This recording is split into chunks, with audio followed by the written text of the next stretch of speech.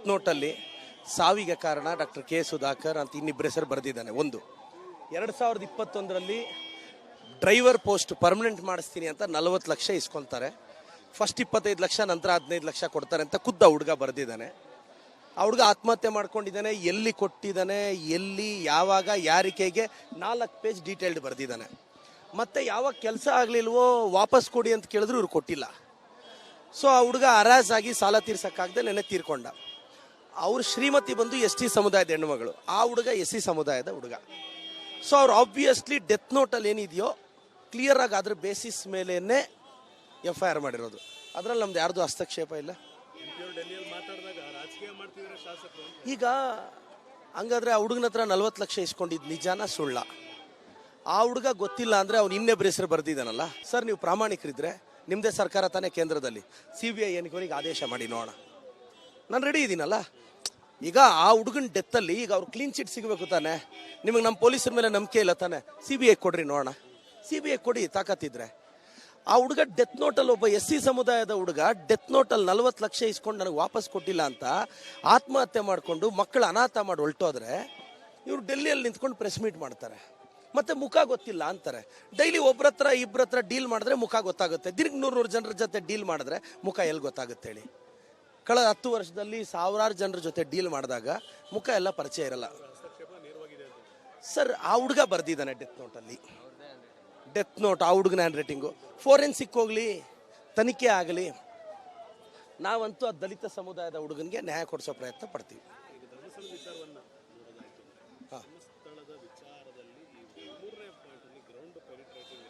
ನಾನು ಸರ್, ಧರ್ಮಸ್ಥಳದ ಬಗ್ಗೆ SIT ಅವರು ತನಿಖೆ ಮಾಡ್ತಿದ್ದಾರೆ. ನನ್ನ ಸರ್ಕಾರ ಅದ್ರ ಬಗ್ಗೆ ಸ್ಪಂದಿಸುತ್ತೆ. ನಾನು ಸಂಪೂರ್ಣವಾಗಿ ಅದ್ರ ಬಗ್ಗೆ ಮಾಹಿತಿ ಕಲೆ ಹಾಕಿ ಖಂಡಿತವಾಗೂ ಮಾಧ್ಯಮಕ್ಕೆ ಪ್ರತಿಕ್ರಿಯೆ ಕೊಡ್ತೀನಿ. ಈಗ SIT ತನಿಖೆ ಹಂತದಲ್ಲಿದೆ. ನಾನು ಸರ್ಕಾರದ ಭಾಗವಾಗಿರೋದ್ರಿಂದ ಏನು ಮಾತಾಡಿದ್ರು ಅದು ತನಿಖೆ ಮೇಲೆ ಪ್ರಭಾವ ಬೀರುತ್ತೆ. ನಾನು ಸರ್ಕಾರದ ಭಾಗ ಆಗಿರೋದ್ರಿಂದ ಸೊ ಖಂಡಿತವಾಗೂ ಒಂದು ಫೈನ್ ಡೇ ಅದ್ರ ಬಗ್ಗೆ ಮಾತಾಡ್ತೀನಿ ಸರ್. ಮೇಡಮ್, BJPಯವರು ಒಂದು ಅರ್ಥ ಮಾಡ್ಕೋಬೇಕು. ಅವ್ರಿಗೆ ಗೊತ್ತಿಲ್ಲದೆ ಇರೋ ವಿಚಾರ ಏನು ಅಂದರೆ, ನೆನ್ನೆ BJPಯವರು ಯಾರೋ ಪಾಪ ಮಾಜಿ ಮಂತ್ರಿಗಳು ಕೋರ್ಟ್ಗೆ ಹೋಗ್ಬೇಕಲ್ಲ, ಇವ್ರು ಯಾಕೆ ಸ್ಟ್ರೈಕ್ ಮಾಡ್ತಿದ್ದಾರೆ ಅಂತ ಕೇಳಿದ್ರು. ಅವರು ಮಾಜಿ ಮಂತ್ರಿಗಳಿಗೆ ನಾನು ಹೇಳಕ್ಕೆ ಇಷ್ಟಪಡ್ತೀನಿ, ಸರ್, ಸಂವಿಧಾನದ ಬುಕ್ಕು ನಿಮ್ಮ ಮನೆಗೆ ಕೊರಿಯರ್ ಮಾಡ್ತೀನಿ, ನೀವು ಅಡ್ರೆಸ್ ಕೊಟ್ಟರೆ. ಯಾಕೆಂದರೆ ಮನೆ ನೆನಪಿಳ್ಕೊಳ್ಳೋ ಅಂತ ಅಚೀವರ್ ನೀವಲ್ಲ, ನಿಮ್ಮ ಅಡ್ರೆಸ್ ಕೂಡ ನಮಗೆ ಗೊತ್ತಿಲ್ಲ. ನಾನು ಒಂದು ಹೇಳಕ್ಕೆ ಇಷ್ಟಪಡ್ತೀನಿ, ಆರ್ಟಿಕಲ್ 323 ಹೇಳುತ್ತೆ ಎಲೆಕ್ಷನ್ ಕಮಿಷನ್ ಇಂಡಿಪೆಂಡೆಂಟ್ ಬಾಡಿ ಅಂತ. ಆರ್ಟಿಕಲ್ 324 ಹೇಳುತ್ತೆ ವೋಟರ್ ಕಾರ್ಡ್ ಕೊಡುವಾಗ ಜಾತಿ ಭೇದ ಭಾವ ನೋಡಬಾರ್ದು ಅಂತ. ಆರ್ಟಿಕಲ್ 325 ಹೇಳುತ್ತೆ 18 ವರ್ಷ ಮೇಲ್ಪಟ್ಟವ್ರಿಗೆ ವೋಟ್ ಹಾಕೋ ರೈಟ್ಸ್ ಕೊಡಬೇಕು ಅಂತ. 326, 327, 328 ಲೋಕಸಭೆ, ರಾಜ್ಯಸಭೆ ಇದು ಸ್ಟೇಟ್ ಅಸೆಂಬ್ಲಿ ಬಗ್ಗೆ ಮಾತಾಡುತ್ತೆ. ಆರ್ಟಿಕಲ್ 329ನ ಗೂಗಲ್ ಮಾಡಬೇಕು. ಆರ್ಟಿಕಲ್ 329 ಏನು ಹೇಳುತ್ತೆ ಗೊತ್ತಾ ಸಂವಿಧಾನದಲ್ಲಿ? BJP ಅವ್ರು ಕೇಳಿಸ್ಕೋಬೇಕು. ಆರ್ಟಿಕಲ್ 329 ಎಲೆಕ್ಷನ್ ವಿಚಾರಕ್ಕೆ ಕೋರ್ಟು ಹಸ್ತಕ್ಷೇಪ ಮಾಡಬಾರದು ಅಂತೂ ಸಂವಿಧಾನದಲ್ಲಿ ಹೇಳಿದೆ. ನಾವು ಕೋರ್ಟ್ಗೆ ಹೋಗಿ ನ್ಯಾಯ ಕೇಳೋಕ್ಕಾಗಲ್ಲ. ಆ ಕಾರಣಕ್ಕೆ ಎಲೆಕ್ಷನ್ ಕಮಿಷನ್ ಹತ್ರ ಹೋಗ್ತಿದ್ದೀವಿ, ಅದಕ್ಕೆ ಸ್ಟ್ರೈಕ್ ಮಾಡ್ತಿದ್ದೀವಿ. ಪಿಟಿಷನ್ ನೋಡಿ, ನೀವು ನೋಡಿ article 329 sub class A, sub class B ನೋಡಿ ಸರ್. ಓನ್ಲಿ ಪಿಟಿಷನ್ಸ್ ಅಲೋ ಮಾಡ್ತಾರೆ. ನೀವು ಬೇಕು ಅಂದರೆ ಇದು ಕರೆಕ್ಟಾಗಿ ಆರ್ಟಿಕಲ್ 329 ಓದಿ ನೋಡಿ.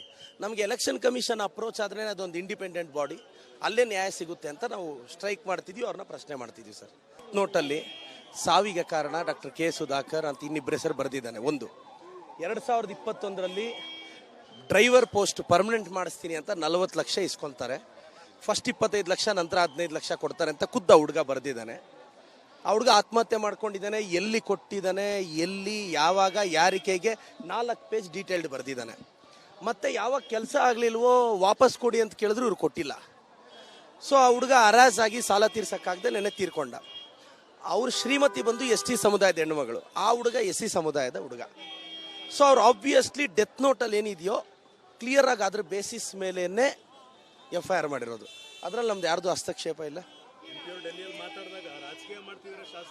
ಈಗ ಹಂಗಾದ್ರೆ ಆ ಹುಡುಗನ ಹತ್ರ 40 ಲಕ್ಷ ಇಸ್ಕೊಂಡಿದ್ದು ನಿಜಾನ ಸುಳ್ಳ? ಆ ಹುಡುಗ ಗೊತ್ತಿಲ್ಲ ಅಂದ್ರೆ ಅವ್ನು ಇನ್ನೊಬ್ಬರ ಹೆಸರು ಬರ್ದಿದ್ದಾನಲ್ಲ. ಸರ್, ನೀವು ಪ್ರಾಮಾಣಿಕರಿದ್ರೆ ನಿಮ್ಮದೇ ಸರ್ಕಾರ ತಾನೇ ಕೇಂದ್ರದಲ್ಲಿ, CBI ಎನ್ಕ್ವೈರಿಗೆ ಆದೇಶ ಮಾಡಿ ನೋಡೋಣ. ನಾನು ರೆಡಿ ಇದ್ದೀನಲ್ಲ. ಈಗ ಆ ಹುಡುಗನ ಡೆತ್ತಲ್ಲಿ ಈಗ ಅವ್ರು ಕ್ಲೀನ್ ಚಿಟ್ ಸಿಗಬೇಕು ತಾನೆ. ನಿಮಗೆ ನಮ್ಮ ಪೊಲೀಸರ ಮೇಲೆ ನಂಬಿಕೆ ಇಲ್ಲ ತಾನೆ, CBI ಕೊಡ್ರಿ ನೋಡೋಣ. CBI ಕೊಡಿ ತಾಕತ್ತಿದ್ರೆ. ಆ ಹುಡುಗ ಡೆತ್ ನೋಟಲ್ಲಿ ಒಬ್ಬ SC ಸಮುದಾಯದ ಹುಡುಗ ಡೆತ್ ನೋಟಲ್ಲಿ 40 ಲಕ್ಷ ಇಸ್ಕೊಂಡು ನನಗೆ ವಾಪಸ್ ಕೊಟ್ಟಿಲ್ಲ ಅಂತ ಆತ್ಮಹತ್ಯೆ ಮಾಡಿಕೊಂಡು ಮಕ್ಕಳು ಅನಾಥ ಮಾಡಿ ಹೊಲ್ಟೋದ್ರೆ ಇವರು ಡೆಲ್ಲಿಯಲ್ಲಿ ನಿಂತ್ಕೊಂಡು ಪ್ರೆಸ್ ಮೀಟ್ ಮಾಡ್ತಾರೆ. ಮತ್ತೆ ಮುಖ ಗೊತ್ತಿಲ್ಲ ಅಂತಾರೆ.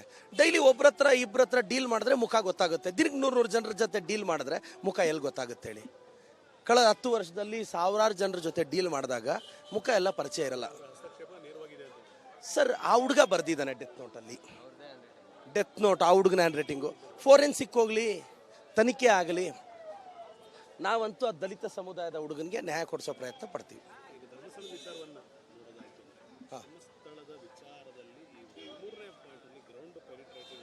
ನಾನು ಸರ್, ಧರ್ಮಸ್ಥಳದ ಬಗ್ಗೆ SIT ಅವರು ತನಿಖೆ ಮಾಡ್ತಿದ್ದಾರೆ. ನನ್ನ ಸರ್ಕಾರ ಅದ್ರ ಬಗ್ಗೆ ಸ್ಪಂದಿಸುತ್ತೆ. ನಾನು ಸಂಪೂರ್ಣವಾಗಿ ಅದ್ರ ಬಗ್ಗೆ ಮಾಹಿತಿ ಕಲೆ ಹಾಕಿ ಖಂಡಿತವಾಗೂ ಮಾಧ್ಯಮಕ್ಕೆ ಪ್ರತಿಕ್ರಿಯೆ ಕೊಡ್ತೀನಿ. ಈಗ SIT ತನಿಖೆ ಹಂತದಲ್ಲಿದೆ. ನಾನು ಸರ್ಕಾರದ ಭಾಗವಾಗಿರೋದ್ರಿಂದ ಏನು ಮಾತಾಡಿದ್ರು ಅದು ತನಿಖೆ ಮೇಲೆ ಪ್ರಭಾವ ಬೀರುತ್ತೆ. ನಾನು ಸರ್ಕಾರದ ಭಾಗ ಆಗಿರೋದ್ರಿಂದ ಸೊ ಖಂಡಿತವಾಗೂ ಒಂದು 5 ಡೇ ಅದ್ರ ಬಗ್ಗೆ ಮಾತಾಡ್ತೀನಿ ಸರ್. ಮೇಡಮ್, BJPಯವರು ಒಂದು ಅರ್ಥ ಮಾಡ್ಕೋಬೇಕು. ಅವ್ರಿಗೆ ಗೊತ್ತಿಲ್ಲದೆ ಇರೋ ವಿಚಾರ ಏನು ಅಂದರೆ, ನೆನ್ನೆ BJPಯವರು ಯಾರೋ ಪಾಪ ಮಾಜಿ ಮಂತ್ರಿಗಳು ಕೋರ್ಟ್ಗೆ ಹೋಗ್ಬೇಕಲ್ಲ, ಇವ್ರು ಯಾಕೆ ಸ್ಟ್ರೈಕ್ ಮಾಡ್ತಿದ್ದಾರೆ ಅಂತ ಕೇಳಿದ್ರು. ಅವರು ಮಾಜಿ ಮಂತ್ರಿಗಳಿಗೆ ನಾನು ಹೇಳಕ್ಕೆ ಇಷ್ಟಪಡ್ತೀನಿ, ಸರ್, ಸಂವಿಧಾನದ ಬುಕ್ಕು ನಿಮ್ಮ ಮನೆಗೆ ಕೊರಿಯರ್ ಮಾಡ್ತೀನಿ, ನೀವು ಅಡ್ರೆಸ್ ಕೊಟ್ಟರೆ. ಯಾಕೆಂದರೆ ಮನೆ ನೆನಪಿಳ್ಕೊಳ್ಳೋ ಅಂತ ಅಚೀವರ್ ನೀವಲ್ಲ, ನಿಮ್ಮ ಅಡ್ರೆಸ್ ಕೂಡ ನಮಗೆ ಗೊತ್ತಿಲ್ಲ. ನಾನು ಒಂದು ಹೇಳಕ್ಕೆ ಇಷ್ಟಪಡ್ತೀನಿ, ಆರ್ಟಿಕಲ್ 323 ಹೇಳುತ್ತೆ ಎಲೆಕ್ಷನ್ ಕಮಿಷನ್ ಇಂಡಿಪೆಂಡೆಂಟ್ ಬಾಡಿ ಅಂತ. ಆರ್ಟಿಕಲ್ 324 ಹೇಳುತ್ತೆ ವೋಟರ್ ಕಾರ್ಡ್ ಕೊಡುವಾಗ ಜಾತಿ ಭೇದ ಭಾವ ನೋಡಬಾರ್ದು ಅಂತ. ಆರ್ಟಿಕಲ್ 325 ಹೇಳುತ್ತೆ 18 ವರ್ಷ ಮೇಲ್ಪಟ್ಟವ್ರಿಗೆ ವೋಟ್ ಹಾಕೋ ರೈಟ್ಸ್ ಕೊಡಬೇಕು ಅಂತ. 326, 327, 328 ಲೋಕಸಭೆ ರಾಜ್ಯಸಭೆ ಇದು ಸ್ಟೇಟ್ ಅಸೆಂಬ್ಲಿ ಬಗ್ಗೆ ಮಾತಾಡುತ್ತೆ. ಆರ್ಟಿಕಲ್ 329ನ ಗೂಗಲ್ ಮಾಡಬೇಕು. ಆರ್ಟಿಕಲ್ 329 ಏನು ಹೇಳುತ್ತೆ ಗೊತ್ತಾ ಸಂವಿಧಾನದಲ್ಲಿ? BJPಯವ್ರು ಕೇಳಿಸ್ಕೋಬೇಕು. ಆರ್ಟಿಕಲ್ 329 ಎಲೆಕ್ಷನ್ ವಿಚಾರಕ್ಕೆ ಕೋರ್ಟು ಹಸ್ತಕ್ಷೇಪ ಮಾಡಬಾರದು ಅಂತೂ ಸಂವಿಧಾನದಲ್ಲಿ ಹೇಳಿದೆ. ನಾವು ಕೋರ್ಟ್ಗೆ ಹೋಗಿ ನ್ಯಾಯ ಕೇಳೋಕ್ಕಾಗಲ್ಲ. ಆ ಕಾರಣಕ್ಕೆ ಎಲೆಕ್ಷನ್ ಕಮಿಷನ್ ಹತ್ರ ಹೋಗ್ತಿದ್ದೀವಿ, ಅದಕ್ಕೆ ಸ್ಟ್ರೈಕ್ ಮಾಡ್ತಿದ್ದೀವಿ. ಪಿಟಿಷನ್ ನೋಡಿ, ನೀವು ನೋಡಿ article 329 sub class A, sub class B ನೋಡಿ ಸರ್. ಓನ್ಲಿ ಪಿಟಿಷನ್ಸ್ ಅಲೋ ಮಾಡ್ತಾರೆ. ನೀವು ಬೇಕು ಅಂದರೆ ಇದು ಕರೆಕ್ಟಾಗಿ ಆರ್ಟಿಕಲ್ 329 ಓದಿ ನೋಡಿ. ನಮಗೆ ಎಲೆಕ್ಷನ್ ಕಮಿಷನ್ ಅಪ್ರೋಚ್ ಆದ್ರೆ ಅದೊಂದು ಇಂಡಿಪೆಂಡೆಂಟ್ ಬಾಡಿ, ಅಲ್ಲೇ ನ್ಯಾಯ ಸಿಗುತ್ತೆ ಅಂತ ನಾವು ಸ್ಟ್ರೈಕ್ ಮಾಡ್ತಿದ್ದೀವಿ, ಅವ್ರನ್ನ ಪ್ರಶ್ನೆ ಮಾಡ್ತಿದ್ದೀವಿ ಸರ್. ನೋಟಲ್ಲಿ ಸಾವಿಗೆ ಕಾರಣ ಡಾಕ್ಟರ್ K. ಸುಧಾಕರ್ ಅಂತ ಇನ್ನಿಬ್ಬರ ಹೆಸರು ಬರೆದಿದ್ದಾನೆ. 2021ರಲ್ಲಿ ಡ್ರೈವರ್ ಪೋಸ್ಟ್ ಪರ್ಮನೆಂಟ್ ಮಾಡಿಸ್ತೀನಿ ಅಂತ 40 ಲಕ್ಷ ಇಸ್ಕೊತಾರೆ. ಫಸ್ಟ್ 25 ಲಕ್ಷ, ನಂತರ 15 ಲಕ್ಷ ಕೊಡ್ತಾರೆ ಅಂತ ಖುದ್ದು ಹುಡುಗ ಬರೆದಿದ್ದಾನೆ. ಆ ಹುಡುಗ ಆತ್ಮಹತ್ಯೆ ಮಾಡ್ಕೊಂಡಿದ್ದಾನೆ. ಎಲ್ಲಿ ಕೊಟ್ಟಿದ್ದಾನೆ, ಎಲ್ಲಿ, ಯಾವಾಗ, ಯಾರಿಕೆಗೆ 4 ಪೇಜ್ ಡೀಟೇಲ್ಡ್ ಬರೆದಿದ್ದಾನೆ. ಮತ್ತೆ ಯಾವಾಗ ಕೆಲಸ ಆಗಲಿಲ್ವೋ ವಾಪಸ್ ಕೊಡಿ ಅಂತ ಕೇಳಿದ್ರು ಇವ್ರು ಕೊಟ್ಟಿಲ್ಲ. ಸೊ ಆ ಹುಡುಗ ಹರಾಜ್ ಆಗಿ ಸಾಲ ತೀರ್ಸಕ್ಕಾಗದೆ ನೆನ್ನೆ ತೀರ್ಕೊಂಡ. ಅವ್ರ ಶ್ರೀಮತಿ ಬಂದು ST ಸಮುದಾಯದ ಹೆಣ್ಣುಮಗಳು, ಆ ಹುಡುಗ SC ಸಮುದಾಯದ ಹುಡುಗ. ಸೊ ಅವ್ರು ಆಬ್ವಿಯಸ್ಲಿ ಡೆತ್ ನೋಟಲ್ಲಿ ಏನಿದೆಯೋ ಕ್ಲಿಯರ್ ಆಗಿ ಅದ್ರ ಬೇಸಿಸ್ ಮೇಲೇನೆ FIR ಮಾಡಿರೋದು. ಅದ್ರಲ್ಲಿ ನಮ್ದು ಯಾರ್ದು ಹಸ್ತಕ್ಷೇಪ ಇಲ್ಲ. ಈಗ ಹಂಗಾದ್ರೆ ಆ ಹುಡುಗನ ಹತ್ರ 40 ಲಕ್ಷ ಇಸ್ಕೊಂಡಿದ್ದು ನಿಜಾನ ಸುಳ್ಳ? ಆ ಹುಡುಗ ಗೊತ್ತಿಲ್ಲ ಅಂದ್ರೆ ಅವ್ನು ಇನ್ನೊಬ್ಬರ ಹೆಸರು ಬರ್ದಿದ್ದಾನಲ್ಲ. ಸರ್, ನೀವು ಪ್ರಾಮಾಣಿಕರಿದ್ರೆ ನಿಮ್ಮದೇ ಸರ್ಕಾರ ತಾನೇ ಕೇಂದ್ರದಲ್ಲಿ, CBI ಎನ್ಕ್ವೈರಿಗೆ ಆದೇಶ ಮಾಡಿ ನೋಡೋಣ, ನಾನು ರೆಡಿ ಇದ್ದೀನಲ್ಲ. ಈಗ ಆ ಹುಡುಗನ ಡೆತ್ತಲ್ಲಿ ಈಗ ಅವ್ರು ಕ್ಲೀನ್ ಚಿಟ್ ಸಿಗಬೇಕು ತಾನೆ. ನಿಮಗೆ ನಮ್ಮ ಪೊಲೀಸರ ಮೇಲೆ ನಂಬಿಕೆ ಇಲ್ಲ ತಾನೆ? CBI ಕೊಡ್ರಿ ನೋಡೋಣ, CBI ಕೊಡಿ ತಾಕತ್ತಿದ್ರೆ. ಆ ಹುಡುಗ ಡೆತ್ ನೋಟಲ್ಲಿ ಒಬ್ಬ SC ಸಮುದಾಯದ ಹುಡುಗ ಡೆತ್ ನೋಟಲ್ಲಿ 40 ಲಕ್ಷ ಇಸ್ಕೊಂಡು ನನಗೆ ವಾಪಸ್ ಕೊಟ್ಟಿಲ್ಲ ಅಂತ ಆತ್ಮಹತ್ಯೆ ಮಾಡಿಕೊಂಡು ಮಕ್ಕಳು ಅನಾಥ ಮಾಡಿ ಹೊಲ್ಟೋದ್ರೆ ಇವರು ಡೆಲ್ಲಿಯಲ್ಲಿ ನಿಂತ್ಕೊಂಡು ಪ್ರೆಸ್ ಮೀಟ್ ಮಾಡ್ತಾರೆ. ಮತ್ತೆ ಮುಖ ಗೊತ್ತಿಲ್ಲ ಅಂತಾರೆ. ಡೈಲಿ ಒಬ್ರ ಹತ್ರ ಇಬ್ಬರ ಹತ್ರ ಡೀಲ್ ಮಾಡಿದ್ರೆ ಮುಖ ಗೊತ್ತಾಗುತ್ತೆ. ದಿನಕ್ಕೆ 100 ಜನರ ಜೊತೆ ಡೀಲ್ ಮಾಡಿದ್ರೆ ಮುಖ ಎಲ್ಲಿ ಗೊತ್ತಾಗುತ್ತೆ ಹೇಳಿ?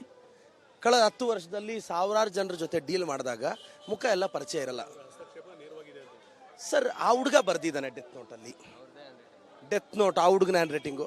ಫೋರೆನ್ಸಿಕ್ ಹೋಗ್ಲಿ, ತನಿಖೆ ಆಗಲಿ, ನಾವಂತೂ ಆ ದಲಿತ ಸಮುದಾಯದ ಹುಡುಗನಿಗೆ ನ್ಯಾಯ ಕೊಡಿಸೋ ಪ್ರಯತ್ನ ಪಡ್ತೀವಿ.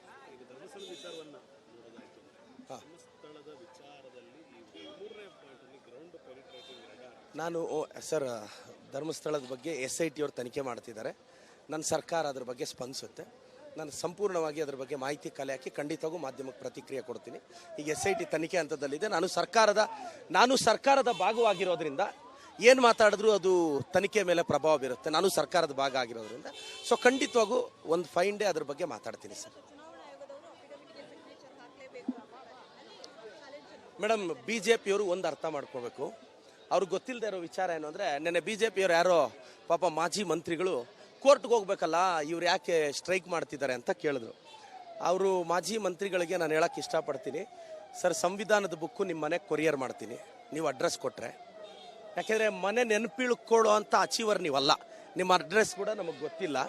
ನಾನು ಒಂದು ಹೇಳೋಕ್ಕೆ ಇಷ್ಟಪಡ್ತೀನಿ, ಆರ್ಟಿಕಲ್ 323 ಹೇಳುತ್ತೆ ಎಲೆಕ್ಷನ್ ಕಮಿಷನ್ ಇಂಡಿಪೆಂಡೆಂಟ್ ಬಾಡಿ ಅಂತ. ಆರ್ಟಿಕಲ್ 324 ಹೇಳುತ್ತೆ ವೋಟರ್ ಕಾರ್ಡ್ ಕೊಡುವಾಗ ಜಾತಿ ಭೇದ ಭಾವ ನೋಡಬಾರ್ದು ಅಂತ. ಆರ್ಟಿಕಲ್ 325 ಹೇಳುತ್ತೆ 18 ವರ್ಷ ಮೇಲ್ಪಟ್ಟವ್ರಿಗೆ ವೋಟ್ ಹಾಕೋ ರೈಟ್ಸ್ ಕೊಡಬೇಕು ಅಂತ. 326, 327, 328 ಲೋಕಸಭೆ ರಾಜ್ಯಸಭೆ ಇದು ಸ್ಟೇಟ್ ಅಸೆಂಬ್ಲಿ ಬಗ್ಗೆ ಮಾತಾಡುತ್ತೆ. ಆರ್ಟಿಕಲ್ 329ನ ಗೂಗಲ್ ಮಾಡಬೇಕು. ಆರ್ಟಿಕಲ್ 329 ಏನು ಹೇಳುತ್ತೆ ಗೊತ್ತಾ ಸಂವಿಧಾನದಲ್ಲಿ? ಬಿ ಜೆ ಪಿಯವ್ರು ಕೇಳಿಸ್ಕೋಬೇಕು. ಆರ್ಟಿಕಲ್ 329 ಎಲೆಕ್ಷನ್ ವಿಚಾರಕ್ಕೆ ಕೋರ್ಟು ಹಸ್ತಕ್ಷೇಪ ಮಾಡಬಾರದು ಅಂತೂ ಸಂವಿಧಾನದಲ್ಲಿ ಹೇಳಿದೆ. ನಾವು ಕೋರ್ಟ್ಗೆ ಹೋಗಿ ನ್ಯಾಯ ಕೇಳೋಕ್ಕಾಗಲ್ಲ, ಆ ಕಾರಣಕ್ಕೆ ಎಲೆಕ್ಷನ್ ಕಮಿಷನ್ ಹತ್ರ ಹೋಗ್ತಿದ್ದೀವಿ, ಅದಕ್ಕೆ ಸ್ಟ್ರೈಕ್ ಮಾಡ್ತಿದ್ದೀವಿ. ಪಿಟಿಷನ್ ನೋಡಿ, ನೀವು ನೋಡಿ article 329 sub class A sub class B ನೋಡಿ ಸರ್, ಓನ್ಲಿ ಪಿಟಿಷನ್ಸ್ ಅಲೋ ಮಾಡ್ತಾರೆ, ನೀವು ಬೇಕು ಅಂದರೆ ಇದು ಕರೆಕ್ಟಾಗಿ ಆರ್ಟಿಕಲ್ 329 ಓದಿ ನೋಡಿ. ನಮಗೆ ಎಲೆಕ್ಷನ್ ಕಮಿಷನ್ ಅಪ್ರೋಚ್ ಆದರೆ ಅದೊಂದು ಇಂಡಿಪೆಂಡೆಂಟ್ ಬಾಡಿ, ಅಲ್ಲೇ ನ್ಯಾಯ ಸಿಗುತ್ತೆ ಅಂತ ನಾವು ಸ್ಟ್ರೈಕ್ ಮಾಡ್ತಿದ್ವಿ, ಅವ್ರನ್ನ ಪ್ರಶ್ನೆ ಮಾಡ್ತಿದ್ವಿ ಸರ್.